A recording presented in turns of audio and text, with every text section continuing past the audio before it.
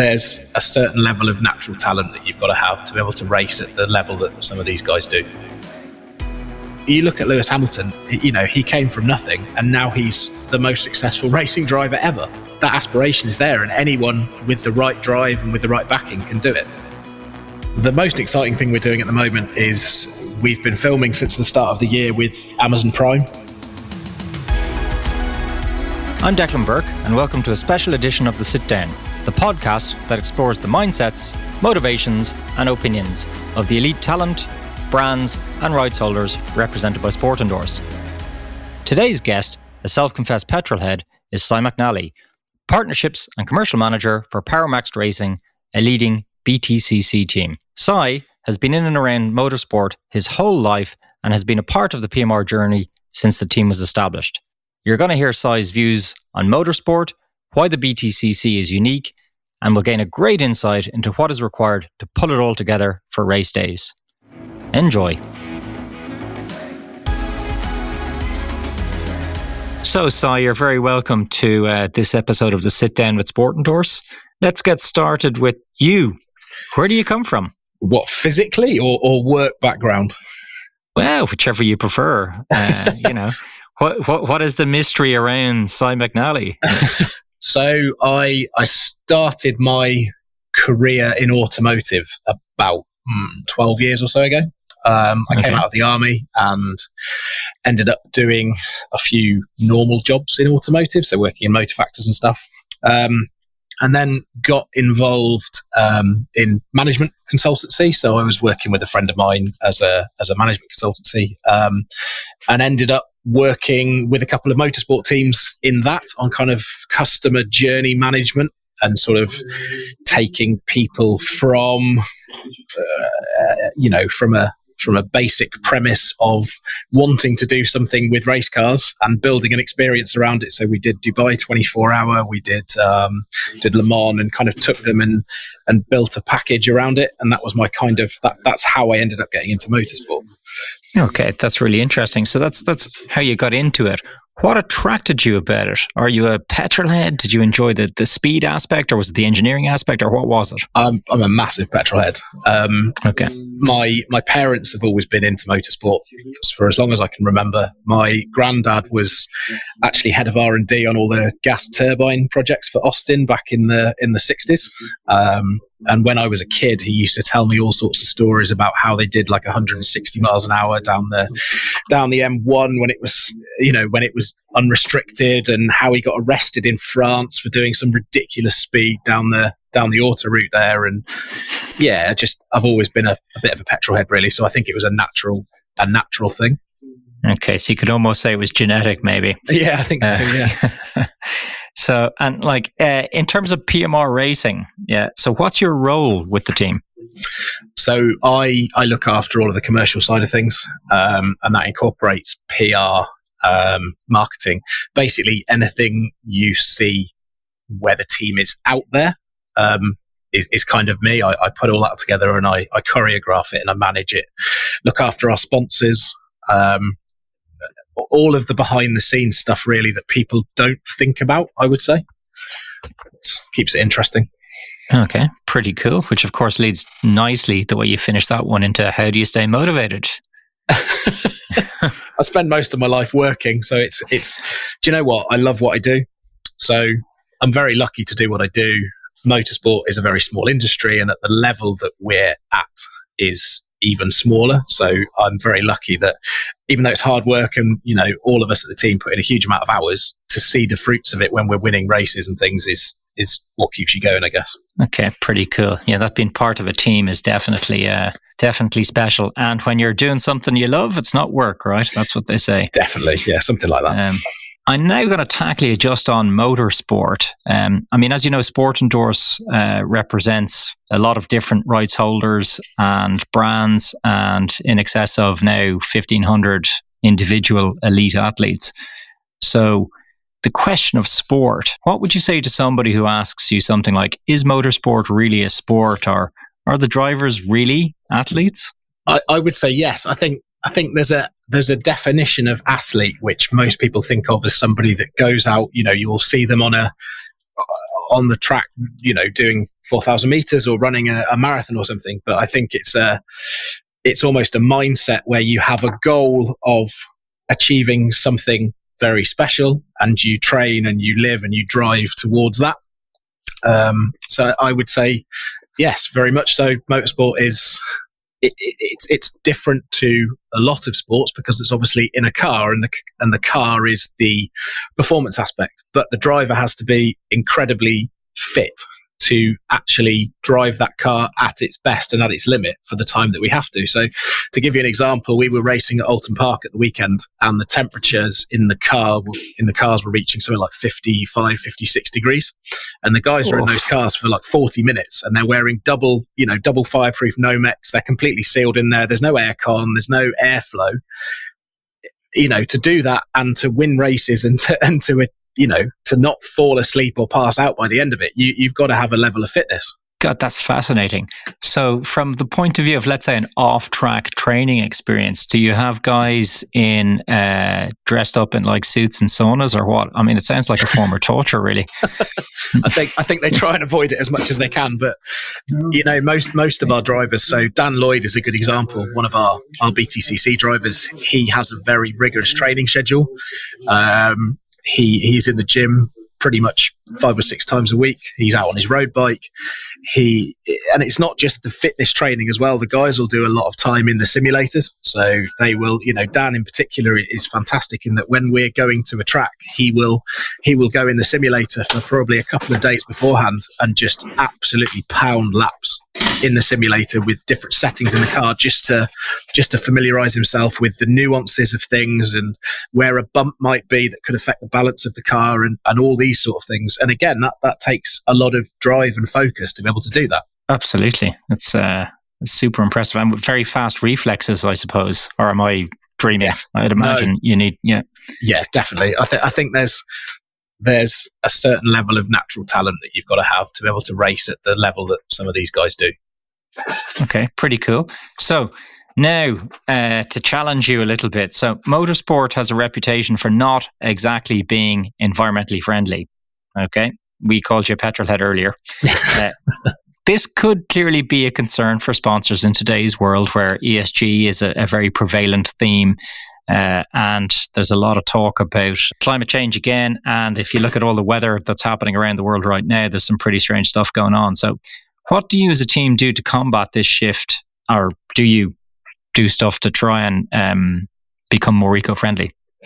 Yeah, we do actually. We're kind of one of the first teams in BTCC.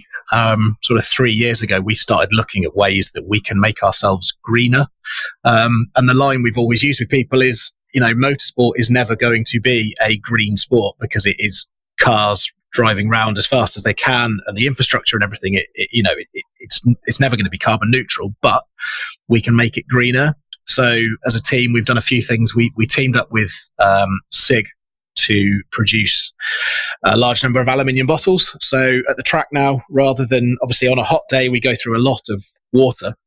Mm-hmm. Rather than, I think we worked out, I can't remember the exact number, but it was something like 18,000 bottles of water a year we get through just at race weekends.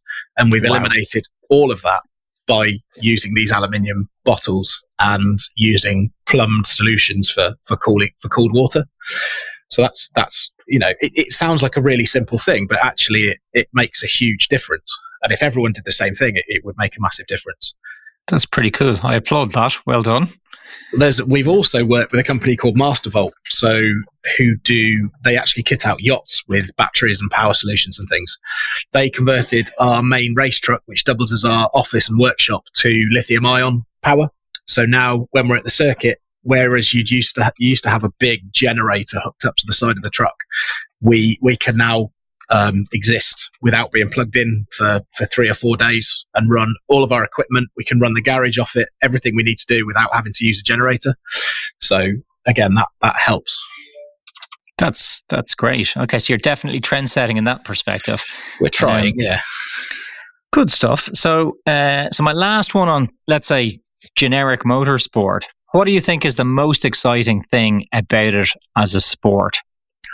I think it's very spectator friendly. I think if we look at the BTCC, which is what we kind of is the halo level in the UK, and it is what we compete in. It's the third biggest motorsport in the world, and people can get up close to their heroes. You know, it's not a private environment. It's somewhere where the fans can walk up to the front of the garage and they can see the driver chatting to the engineer. They could walk up to him in the toilet and ask for an autograph. You know, I think it's that engagement and that excitement of, you know, you've just spoken to this guy and now you're going to go and watch him on track. And there's a lot of relatability to it because you're going to get in your car and you're going to drive home. Hopefully not in the same way that the drivers do, but it's just so, it's a relatable thing. Like anyone can sit there. Like you look at Lewis Hamilton, you know, he came from nothing and now he's the most successful racing driver ever. And, you know, that aspiration is there, and anyone with the right drive and with the right backing can do it. That's pretty, it's a great story. You know, that the principle of Hamilton. I'm a big believer in sport being really accessible to all. Yeah, and massively. There are a few sports where it gets a bit pricey, but basically, if you're good, you can generally get some backing. And actually, that's part of what Sport North helps with. So you've mentioned BTCC a number of times so far in our chat. What's the BTCC? It's the British Touring Car Championship. So it's run now for 64 years, I believe, in the UK, 63 years. It's the most popular motorsport in the UK by a long way. It's the third most popular in the world. It basically sees normal cars. So we race in a Vauxhall Astra, but there are Focuses, Toyota Corollas. That, you know, it's normal cars going out there and basically battling hard. And people love it because it's wheel to wheel and it's bumper to bumper, and there are crashes and there are smashes and there are heroes and there are villains. It's very real life on the track, if that makes sense. Okay. Yeah, absolutely. And particularly coming back to the point where they can get up close and personal with the drivers at different points, and it's accessible, is I think makes it clearly compelling in my mind anyway. So how does it battle or compare with Formula One, which has the, let's say, the champagne look about it, the flash guys, the fashionistas, basically? Yeah. It's more down to earth, I would say. It's very British. You know, all the teams are based in the UK. We solely race in the UK. It's a worldwide sport with visibility and viewers, but I think it's the reasons for its popularity is one, because the cars are relatable. As much as our Astras don't really bear much resemblance to a road car and are worth considerably more, they still look like an Astra. And, you know, you can see the drivers. There's often posts on the fan groups and stuff about people running into their favourite driver in Tesco and getting a selfie with them, and that accessibility. And it's more down. F1 is very, you know, to get into an F1 paddock, a pass is 5-10 grand, whereas to get into a BTCC paddock is 20 quid, and that's okay. I think that's why we get the numbers that we get, and the fan base is so loyal and so tight, I think is a good word for it, because everybody just comes back year after year after year and they just love it. So what kind of brands typically get involved in sponsoring teams in the BTCC? Do you know what? It's really varied, actually. There's such a wide range of fans, from, you know, a multi-millionaire who'll turn up in his helicopter to a family, you know, working class family that go to, you know, they scrimp and save to go to every race. There's the last few years there've been quite a few big brands that have sort of come on board. I mean, our title sponsor is Adrian Flux, which is one of the UK's biggest insurance companies, not just automotive, but home and everything, marine, everything. But there's Ginsters. They're a title sponsor of one of the teams. There's a lot of oil companies involved in it. There's so many. It's not just automotive. A lot of people think it would just be automotive companies, but it's literally everything you can think of. And which makes perfect sense if you consider that it's got such a wide demographic and large fan base, I guess. Yeah, exactly. And there's so much engagement at the track. It's not just watching racing on the TV at home. It's being there, engaging with the fans. People love that, and I know a lot of the brands that have got involved in it at a smaller level have grown exponentially year on year, because they find that people will, because they engage with them circuit side, they'll go to the supermarket and they'll choose that brand of something, even though it's a bit more expensive, because they've had a good experience with it at the track. Okay. That's linking back well in my mind to the fact that you said the fans are very loyal. So that's a really nice kind of synergy. If there is that kind of sponsors get, benefit from that fan loyalty to the teams and the championship itself. So speaking, I guess, kind of a broader question around the BTCC, what kind of coverage does it get in terms of all the media channels that are possible? So it's the most watched motorsport in the UK. It's the only motorsport that's on free-to-air TV. So it's broadcast on ITV. So we have 10 race days across the year, and they broadcast the whole day live, including all the support races and everything. So it tends to be from sort of 10:30 in the morning till about 6 o'clock at night.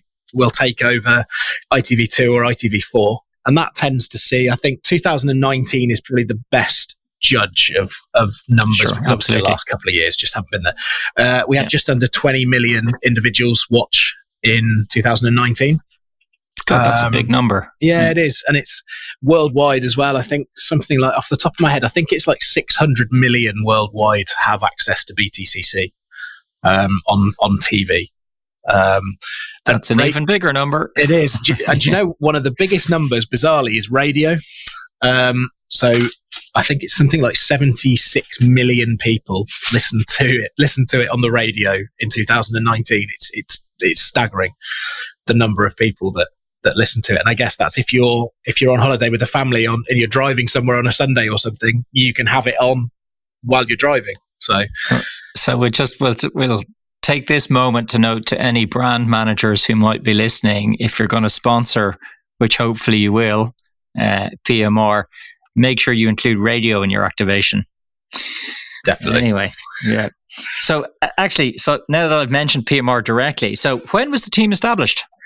So we started as an entity in 2015. We actually, there was a team called Power Max Racing in 2014, which was us, but it was Adam, who's our founder, sponsoring a car. So he actually started sponsoring cars in 2011, 2012, and grew from there and realized that actually, if you do this right, it's a massive tool for visibility. And it worked so well in 2014 that in 2015 he invested a huge amount of money and set up his own team, which was Power Max Racing.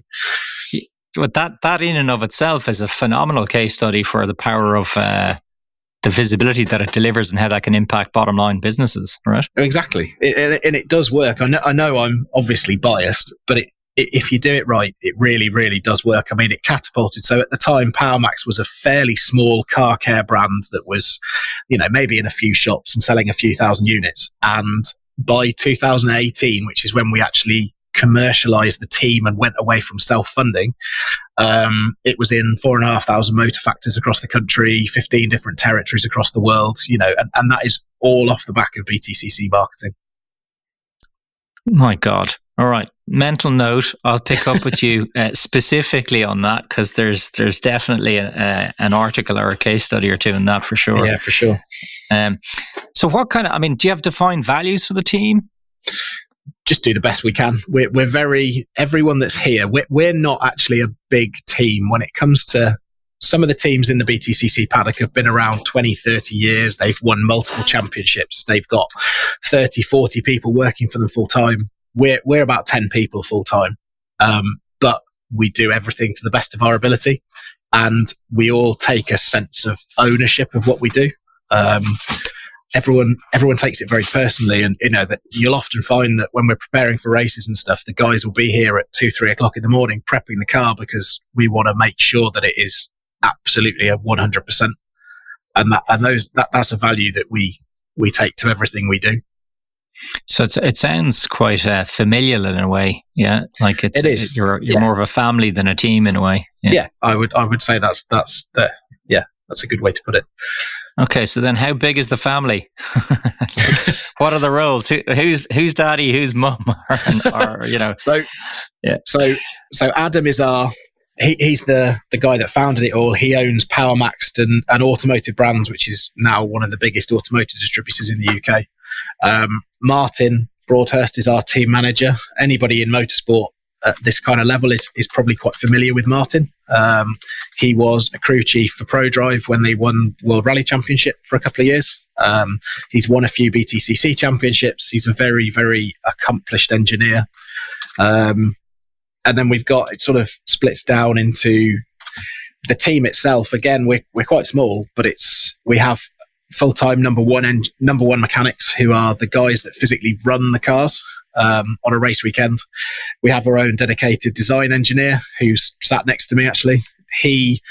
He's, again, a lot of teams don't have that kind of level of things. They'll farm a lot of it out, whereas we've invested from the beginning in having everything in-house. Okay. And it's that familial thing, like you said, is a really good way to put it, because then we know everything that's going on and we're not waiting on people to that might let us down on something. If we're managing it in-house, we know that it's going to happen. That's got to give the drivers presumably a great level of comfort as well. Yeah, I'd like to think so.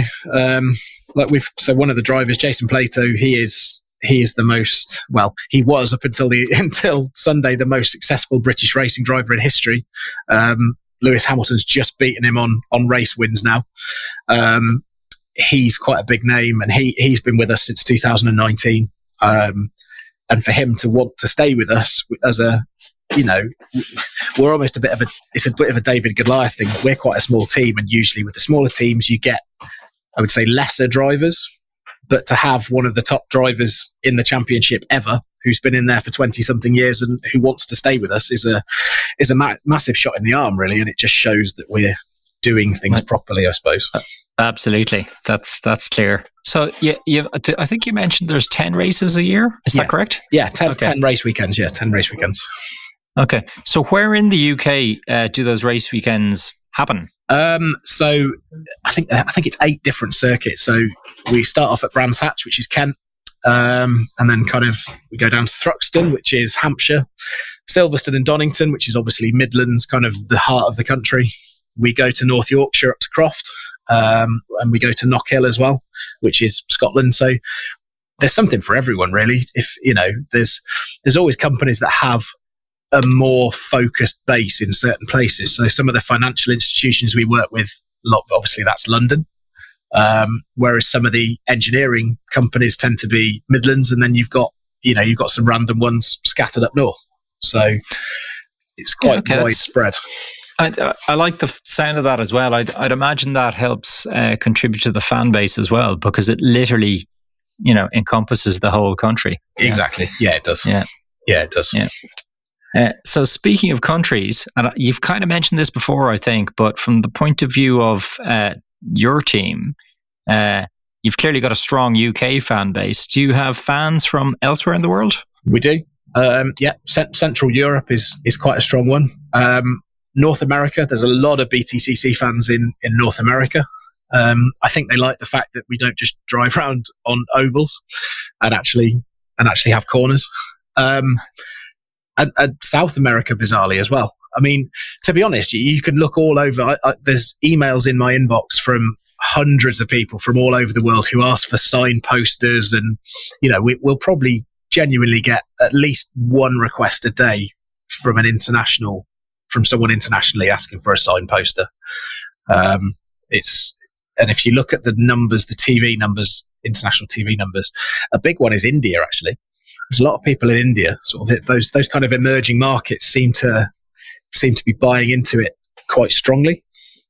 Oh, that's pretty interesting. It's just the signed posters requests is an interesting one for me. I'm actually in France at the moment, as I think you know, Si, and I met Doug Ryder, who's the team principal of a team that took part in the Tour de France, was just finished recently. And when I'm chatting to him, the amount of people who come up and ask for free stuff is absolutely astounding. Yeah. So in like 35 minutes chatting to him, I don't know how much was given out, but I kind of looked at him and said, God, Doug, you need a new budget line just for free stuff. Yeah. We have crazy, isn't it? But it's a healthy crazy. It is, yeah, it's good. I mean, we have big retail presence at race weekends, and we've got a big 15-meter Arctic that opens up and everything, and that's kind of, it's mainly a mobile showroom for the car cleaning products. But the amount of people that come on there and ask for free stuff is just huge, and it's something that's worked well with certain brands in the past where they've wanted to get their brand out there, and we've partnered up with stupid things like pens or little bottles of car shampoo or glass cleaner or something. And if you dual brand something like that, and then every time somebody gets out in their car and they see it, they've got the brand in front of them, and it's little things like that have a minimal cost but that stick in people's minds. Absolutely. Interesting. Particularly because people tend to give people lifts in their cars. Yeah. So, it'd be very interesting to try and audit the eyeball tracing of kind of numbers on that. Anyway. Do you know where we've had one good thing? We created or PowerMax, our parent company, created a vape glass cleaner, which is like a really, really strong glass cleaner designed so that if you vape inside your car or your house or something, you get a film on the inside of the windows. And I've said we need to speak to somebody and a vape company and partner up and dual brand this, because actually it's a really good product. And if you're giving it away to people, they're going to use it and they're going to see your brand and it's there in front of them. And it's just there, isn't it? Absolutely. That's very cool. Having had a mother who doesn't vape anymore, but she's 86, God love her. But she did smoke a lot, yeah. Which actually, when I was thinking about this podcast, linked me back to standing on the side of the road at watching the Rothman Circuit of Ireland rally zoom by at different points as a kid. Cool. In the 80s. That's that's pretty cool. I won't define what age I was in the 80s. I didn't want to say anything. Yeah. Anyway. So in terms of sponsors, right? So let's now give a picture to anybody listening to this who is interested in sponsoring. What can they expect when they partner with PMR? Do you know what? It's all very much what people want. There's no hard or fast rule to what we do with people. We take a lot of pride in our engagement programs. So we're one good example actually was back in 2018 or was it 2019? I can't remember off the top of my head. We partnered with Olympus cameras, and we did came up with a really good program with them, whereby for the 10 rounds each year, they would have 30 guests on a Saturday, and on that Saturday, these would be people that had either bought their new camera body, which was designed for sports photography, or had an interest in it, or were looking at lenses or things like that. Somebody, either an existing or a potential customer. And we did a workshop with them whereby there were 3 trained photographers, and they took a group of 10 people around the track, and they basically taught them how to use the camera to take pictures of the race cars.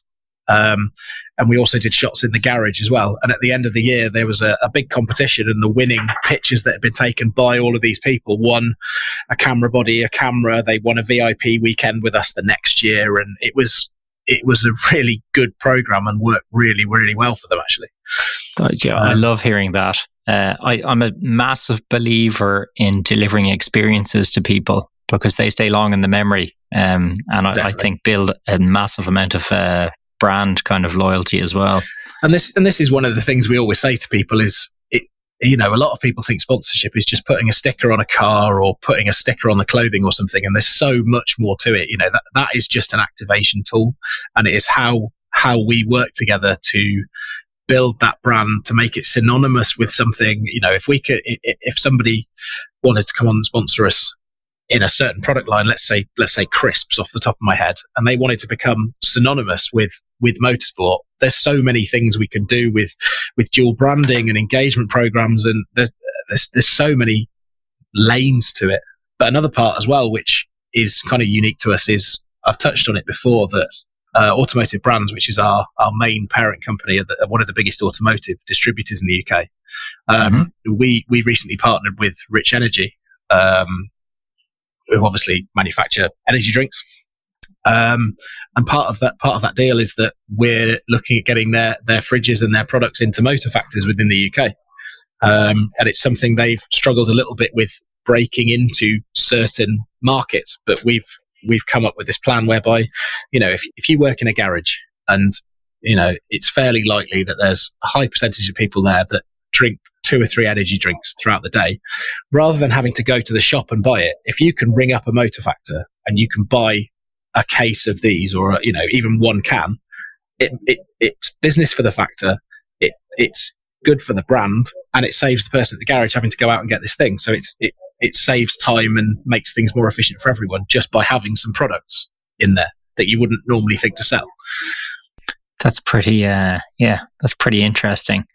And I think it's clearly illustrative of the fact that you guys do practice what you're saying, which is you treat every single new sponsor with a more like a partnership, I'd say. I mean, if you're looking at that and you're saying, you know what do you need? And well, we've got this pain point here, and you're coming up with a solution to help with that pain point in addition to, we'll say, the traditional kind of assets around sponsorship. That's pretty impressive. And we use the term partners. We never really use the term sponsorship, to be honest. It is all a partnership, because we don't want to be doing a single year deal with somebody. We want to say to them, look, year one is a learning year, but we'll get it right, and we'll build. You use year one as a building block to then build into year 2 and year 3, and that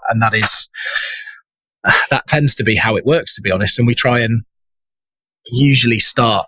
We don't want to necessarily go into somebody and say, give us £1 million and we'll do this for you. It's not about that. It's about showing that we can provide value and that actually this does work. And the more you put in, the more you get out of it, and it's exponential.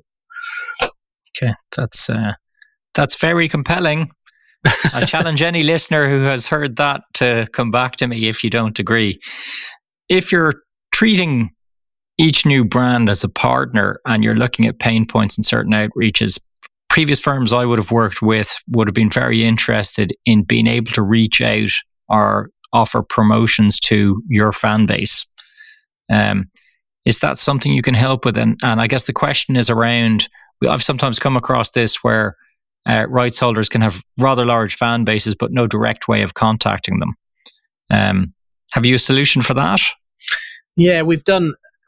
The fans seem to everyone likes a freebie, but what fans really want is the access and to see things behind the scenes. We've done things before whereby we've actually worked with BTCC themselves on a couple of occasions and brought together 2 or 3 of our sponsors to do a massive big prize giveaway,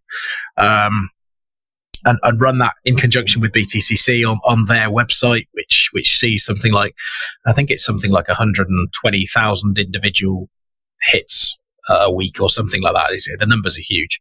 And the reach has been well into the millions on that. And it's engaged a completely new, it's engaged the existing fan base and reminded people that they're out there, but it's also engaged a new fan base, which is, it's that balance, isn't it? Yeah, absolutely. Okay. So engagement, right? That's bringing my head round to content being important. So, and I'm guessing I know the answer to this, but I'm going to ask anyway. So when you're working with new partners and brands, do you work on producing bespoke content for them, or do you just kind of attach their logo to stuff that you do? No, we'll always produce. I mean, it depends what the product is. We'll obviously, everyone wants a different message to go out there, and we've got to balance messages between all of the sponsors.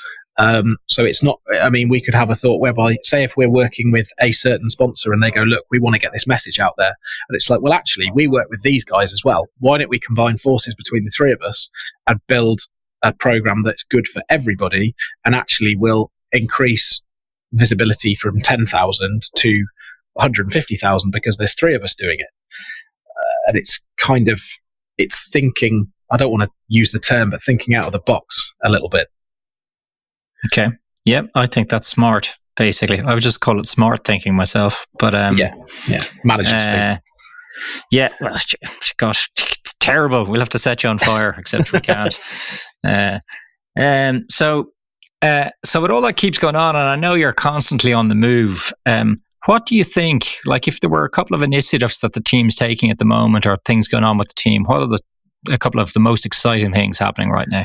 the most exciting thing we're doing at the moment is we've been filming since the start of the year with Amazon Prime for our own documentary series, which is going to be a 6 to 8 part thing that basically covers it's focused purely on us as PMR and our BTCC activities. We've already filmed a lot of it. They were down here with us yesterday, actually, for most of the day filming things. We had a sponsor down here for a meeting that they came and filmed. That is by far the most exciting thing we've got going on at the minute. And it's something that, obviously, there's Drive to Survive, which is a huge thing that was on Netflix, but it followed the whole of the F1 paddock. It didn't focus on one team, whereas we took that premise and said, right, let's do this for us. We approached, there's a production company that I've worked with quite closely on a number of projects. We approached them. They said, yeah, that sounds like a great idea. We put a pitch together. We went to Amazon and they absolutely loved it and said yes there and then, which is pretty exciting. That's hugely exciting. Yeah, it exciting.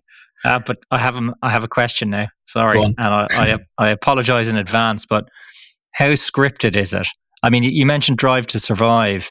I've watched a bit of it. Very exciting. Very well done. I don't know how scripted it was, but it looks it's been edited to almost be like a Hollywood movie. Yeah. Do you know what? It's not at all. There's shoot lists. Obviously, we have to have shoot lists, but sure, it's not scripted at all. It's all very fluid and very natural. And I think when it comes out, you'll be able to tell because there's all sorts of swearing that's had to be beeped out. There's embarrassing moments in it. It's the whole point was to show what really goes on in a race team, and that actually it's not all glitz and glamour all the time, and it's hard work. And the original premise actually came from the fact that I was getting fed up with seeing on social media fans going, oh, this person deserves that drive, this person deserves that drive. And it's like, right, it costs, to put someone in a BTCC car for the year is the price of a big house. And they have to get the money from somewhere. It doesn't just magically appear. And part of it was going, right, we need to show people that, to go out there and get sponsorship is really, really difficult, and you have to deliver, and to deliver takes a huge amount of planning and a lot of people. And it's not a simple thing. And that's where it all came from. I love the non-scripted bit and the fact that you're saying all of that. The fact that you're illustrating that it's hard work, but I really like that. I mean, it's tying through in my head to the fact that the authenticity of PMR and the BTCC, I think is coming through very strongly. And in a world where I would argue there's a large lack of authenticity, I would imagine its appeal is just going to grow and grow. We're almost, we've worked together for a little while, and that we're almost too honest sometimes, and that you'll ask us a question, and if we can't do it, we'll very frankly say, look, we can't do that, and we'll offer a solution to it. But we never want to lead people on and say, yes, we can definitely do that, and then let them down at the last minute. It's a case of managing expectations and doing things properly so that everybody's happy. Love it. Absolutely love it. Now, you mentioned the price of a medium large house. So how much does it cost to keep the team racing for a full season? North of $1 million. Okay. Really, to keep the two cars running for the year to the level that we do it at. So we do things properly. We life all of our components, which basically means that everything on the car has a shelf life on it. And it may get damaged. If it gets damaged, it goes in the bin. If it reaches, 80% of its shelf life, it goes in the bin. And we have to run it like that to make sure that we don't have mechanical issues. And to do that costs a lot of money. Realistically, I think our budget per year without damage is about 1.3 million, something like that. Okay. So that's to keep it going as is. So if I was to challenge you and say, right, what does it take to make PMR racing the consistent winner of the BTCC year in, year out? Do you know what? It's all about testing. So the start of the year, we're not allowed to test during the year other than at designated test days, which are very few and far between, which we take advantage of as long as the budget's there, because getting a car out for the day is $15,000. It's not a cheap thing to do. Okay. But if we could do more testing in the winter, that would stand us in massively good stead as we come into the start of the year, because we've learned the nuances of the car. A lot of people go out to Spain to test in the winter because you've obviously got consistently decent temperatures. Tracks are very similar. The track temperatures are very similar to Britain in summer, but it's a really expensive exercise, and we could probably spend a quarter to a third of our budget testing for a week. Yeah. And at 15 grand a day and then some, it's easy to see how that racks up really quickly. Yeah, I mean, realistically, if you wanted to go out, if you're going out testing in Spain, 15 grand a day might do you, 2 or 3 sets of tyres. You want to be putting multiple sets of tyres on that car to get the best out of it. And at, £1,000 to 1,500 quid a set, it's not cheap. Okay. I have a question actually, because I mean, again, with a lot of the kind of teams that we deal with across different sports, the kit that's required for the competitors to take part is important, right? Be that cars, bikes, rackets, whatever it is. Yeah. But outside of that, they tend to have a couple of sponsorship categories which they really like to have fulfilled. So if we forget the car for a second, where so much goes into it, what are the 3 most important, I'm going to say, partners or partner categories you would like to have or do have? I would say by far the 2 most important are probably the infrastructure of the team and hospitality. Okay. We work with we've got a lot of technical partners on the car, and we work with a few people away from the car. So people like Geisen, who manufacture shot blasting equipment and things like that. We work quite closely with them because that really helps us with components for the car, but also for other things as well. Okay. But things like hospitality, again, we've got a few small sponsors for that, but having a large hospitality sponsor that provided food, drink, and even the stupid things like crockery and cutlery and tables and chairs and all these sort of things, it makes a huge difference, because we always want to be at the top of the game. But going out and buying brand new chairs every year is not a realistic proposition, because they're, it's a hugely expensive endeavor. And at the end of the day, we want to be spending the money on the cars to go out and win races. Okay. Yeah, it's quite a difficult question to answer, actually. Yeah, that's why I asked it. Yeah, it's not, you're telling me it takes a lot of planning and hard work to win races. Well, consider the podcast a race. Yeah. So moving on to, in your role, the trends you might have seen in sports sponsorship. I mean, looking particularly, please God, we're coming out of the end of this pandemic now. Well, certainly in a particular part of the world where we're all lucky enough to be getting vaccinated. But COVID-19 and the pandemic has given the world of sport an absolute shoeing. So how have you adapted to that situation? Yeah. I think do you know what, as a team, it sounds awful, but we haven't really been affected by it. I mean, other than, people not being able to come to races, that's the only major effect we've had to date. Now we're coming out of that and having people back to the races. We've got hospitality back open and everything.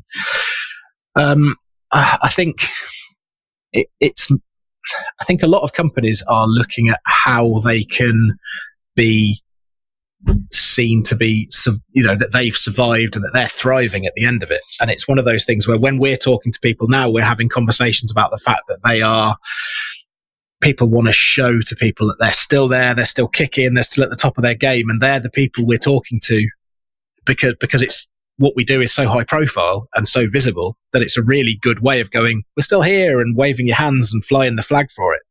That seems to be the way that it's looking as we go into 22. Okay, interesting.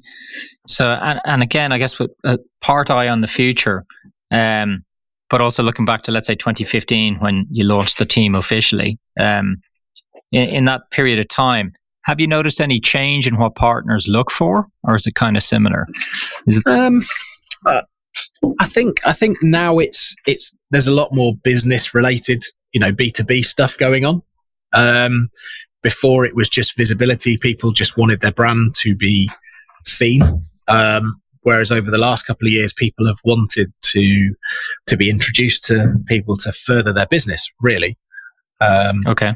But I do think that COVID is bringing those two together almost. I think there's a lot of people that, like we've just said, want their brand to be seen, but they also want a tangible business benefit there. You know, they don't want to spend hundreds of thousands of pounds having their name emblazoned on the side of the car if it looks like they're going to be making redundancies and stuff, because it doesn't look like a good way to do things. But actually, it's a good way of showing that, you know, the business is strong, the business is solid, and then your customers stick with you, don't they? Because nobody wants to be on a sinking ship. And if it looks like your business is sinking, I think people run away. Whereas if you're on the side of a race-winning British touring car out at the weekend, and people go, "Oh, I saw you at the weekend. Your car won this race and everything." It looks like you're thriving. Well, and I mean, it could be argued that at some points you need to cut your cloth to your situation. So just because a business, unfortunately, may need to let some people go, it doesn't mean that it's on its knees necessarily. No. Yeah. Looking at the journey you've had with PMR so far, I'm going to challenge you to come up with your top 3 best moments. That's a challenge. Of course it is. Do you know what? I think I think the best moment we've had was in our first year of racing properly as a team. We won the Jack Sears Championship, which at the time was a trophy for the best rookie. So the best person that had never raced in BTCC. They scored points. Anyone that was eligible for the championship won points. And in our first ever year, we got a couple of podiums and we won that trophy, which we actually won again in 2017. And that's pretty much unheard of within the sport. I would say that was quite an exciting thing. I think our first race win was quite historic. That was the second race of 2018 was our first win, and Senna Proctor started 28th on the grid to win the race, which is in 20 minutes, which is pretty impressive. That was definitely a highlight. There were a lot of tears that day. And actually, I'd say Jason Plato's first win in the car, which was actually the very last round of 2019. He won in the car, and he hadn't won a race for, I think, 3 years at that point, something like that. So again, that was a pretty happy day, and it was a really good way to end the year because, you know, we were all going away from there. We hadn't won that weekend and stuff, and then came through and won that race. It was a really good way to end the year, and then obviously COVID happened. So we were quite happy that in 2020 we had a bit of a weird year in that we didn't race properly. So our last race going into our last proper race going into 2021, we'd won. So that's amazing, because it means you're going into what was a tough period on a high. Yeah, exactly. It also means after a long break, you're starting up again and having to rediscover that. Anyway, that's another day's topic. You mentioned mindset earlier, you know, but looking at the team, this is now just a bit of fun or crack, as we might say in Ireland. So among the team, if you were to name the team joker, who would that be? I think that'd have to be Adam, who's the team owner. He is, as much as he takes things seriously in business, when we're racing and having a laugh, he doesn't take anything seriously. And he swears a lot. Okay. And who's the music guy? Who's the team DJ? Oh, that'd have to be Colin, I think. So Colin is our fabricator, but he's a bit of a hair metal fan, and he, I think a couple of nights every month he lives up in Nottingham, and he dresses up in all his finery and his big leather boots and all this stuff, and goes to gigs. He's a big music man. Okay, good stuff. And because I threw this one in, it's not a normal one, but best handbrake turn. It's got to be Colin again. Actually, he does a lot of road rallying, and he's quite a handy driver. To be fair, we've said to him a few times he needs to get in a race car, but I don't think he wants to. Okay, Nerves of Steel winner. I'd say Andrew, who's one of our number ones. He started with us as an apprentice. He's only 21. I've never seen him flinch from anything. I think he may not actually feel pain. Okay. And so most languages spoken by, it's a tough one. I think probably me, actually. I mean, I only speak 3 languages, but I think it's probably me. I don't know anyone else here who speaks any more. So, well, now you've mentioned the 3, you have to tell us what they are. So, French, although not to an amazing level. I speak fairly good French, but not completely fluent. And Ukrainian. Yep, Ukrainian, bizarrely. Okay. I've got a bit of an obsession with Chernobyl, so I've been over there quite a few times, and I thought I've made friends with a few people over there, and I thought it's best to learn. So I actually speak fairly good Ukrainian, bizarrely. Wow.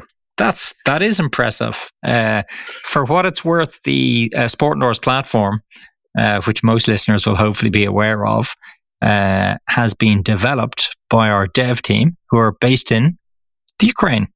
I love Ukraine. Beautiful country. There you go. Oh, they're great people to work with. Absolutely great people to work with. And the last kind of team-based question: who's the hardest one to feed? Who's got the biggest appetite? That'd be Paul, which is Jason Plato's number 1 mechanic. He's got his own bucket of mayonnaise in hospitality. I'm not joking. Oh, God. Okay, so there we go. So if there's any mayonnaise manufacturers listening to this, save us Paul a fortune. Paul is your man. All right, and just to wrap up on you, Si, if you have a sporting hero, so you've mentioned how you've grown up and the whole family and have been into motorsport, really. So if you have a sporting hero, is it someone in motorsport by chance? Yeah, it is. Richard Burns, who was a rally driver that we sadly lost a few years ago through a brain tumour. He was a young guy from the UK who won the World Rally Championship and actually carried on racing when he had his brain tumour, and he fought really hard for cancer charities and all sorts of stuff, and he was a proper inspiration to a lot of people, I think. Wow, that's definitely a worthy hero. So favourite way to relax? Again, it's car related. It's just going for a drive. I've got a little mini John Cooper Works that I've done a lot of things to, and I actually went out last night and just drove into the Cotswold for a couple of hours and just, it's a nice way to the Cotswolds, such a lovely part of the UK. That's where I grew up. Yeah. So, oh my God. Not far from me. I don't feel sorry for you anymore now. Yeah. But so then, if not motorsport, what's your favourite sport? Cricket. I'm a cricket man. I used to play cricket at school.